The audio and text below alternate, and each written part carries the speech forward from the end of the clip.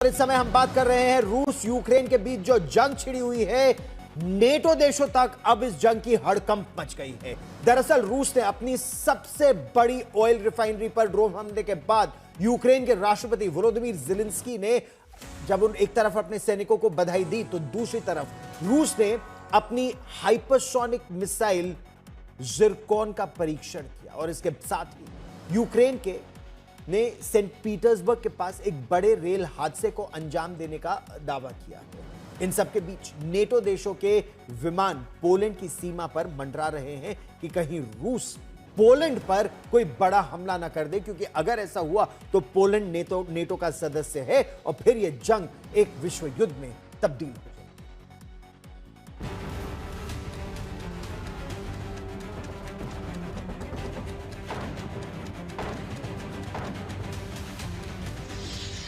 Leningrad में रूस की सबसे बड़ी तेल रिफाइनरी पर ड्रोन हमले के साथ ही यूक्रेन ने रूस के भीतर 450 किलोमीटर अंदर घुसकर एक और हमला किया।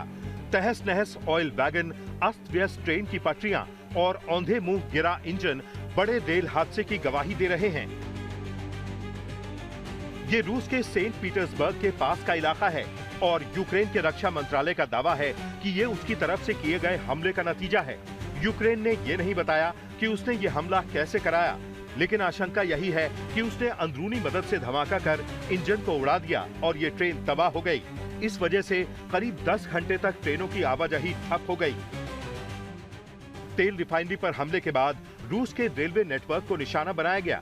यूक्रेन के राष्ट्रपति वोलोदिमीर ज़ेलेंस्की ने इन हमलों के लिए अपने सैनिकों की पीठ थपथपाई। इससे पहले यूक्रेनी ड्रोनों ने लेनिनग्राद में रूस की सबसे बड़ी तेल रिफाइनरी पर हमला किया था।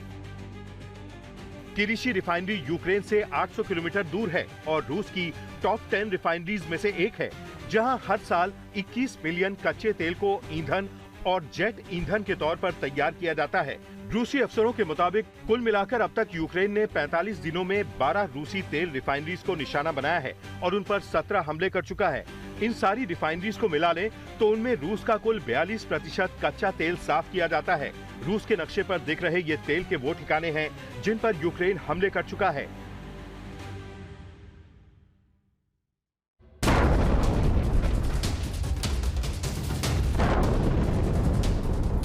यूक्रेन अपने ड्रोन से रूस की तेल रिफाइनरी, हथियारों के कारखानों और रेल नेटवर्क को निशाना बना चुका है। इन सभी की मदद से रूस यूक्रेन में अपने युद्ध को आगे बढ़ा रहा है। रूस को अब तक 11 लाख बैरल प्रतिदिन के तेल का नुकसान हो चुका है।